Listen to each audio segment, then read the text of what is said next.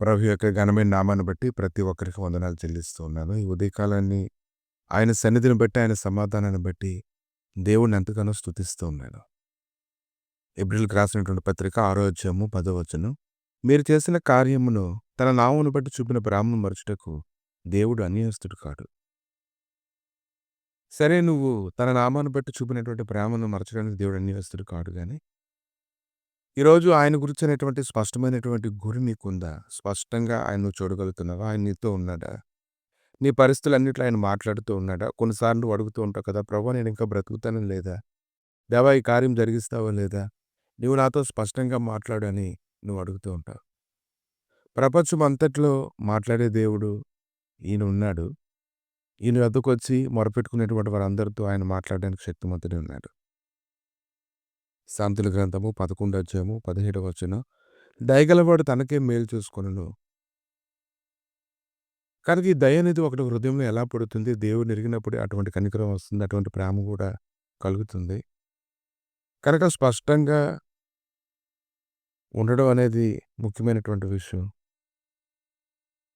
మత్తయి సువార్త 27వ అధ్యాయం 46వ వచనంలో ఆయన అన్నారు, నా దేవా, నా దేవా, నన్నెందుకు చేయి విడిచితివి?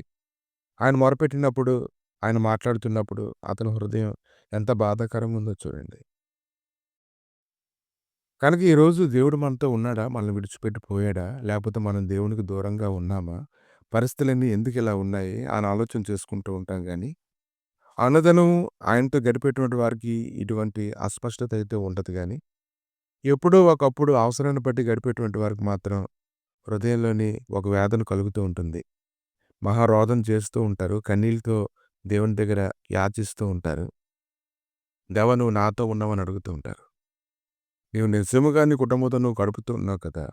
నీ కుటుంబం నిన్నైతే విడిచిపెట్టి పోలేదు కదా!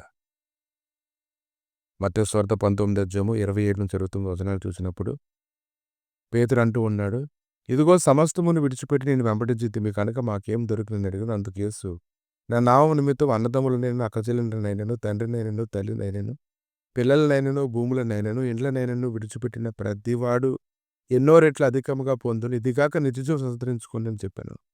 ఆయన నామము నిమిత్తము ప్రయాసపడేటువంటి వాళ్ళకి ఏ కొదవ కూడా ఉండదని, అక్కచెల్లెల్ని, అన్నదమ్ముల్ని, తండ్రిని, తల్లిని, పిల్లల్ని, భూముల్ని, ఇండ్లని విడిచిపెట్టిన వాడు ప్రతి వాడు కూడా ఎన్నో రెట్లు అధికంగా పొందుతాడు. ఇంకా నీ ప్రాణం గురించి నువ్వు భయపడడం కాదు కానీ నువ్వు నిత్యజీవం సంతరించుకుంటావని అతను చెప్పాడు.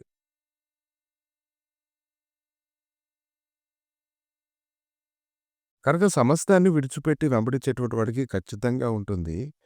సమస్తాన్ని విడిచిపెట్టి వెంబడించేవాడు ప్రతిదినం ఆయనతో గడుపుతాడు కదా! కనుక నువ్వెందుకు అస్పష్టంగా నువ్వుంటావు? నీ యొక్క జీవితం సరిగా లేదని ఈ ఉదయకాలం నువ్వు గ్రహించుకోగలగాలి. నీ జీవితాన్ని నువ్వు సరిచేసుకోగలగాలి. అనుదినం ఆయనతో గడపాలి. అప్పుడు ఎటువంటి సందేహం కూడా నిన్ను ఆవరించదు. గొప్ప బలాన్ని నీ హృదయంలో కలగడానికి చూస్తావు. నువ్వు చేస్తున్నటువంటి ప్రతి పనిలో ఆయన కృపను అనుగ్రహించి నడిపిస్తాడు.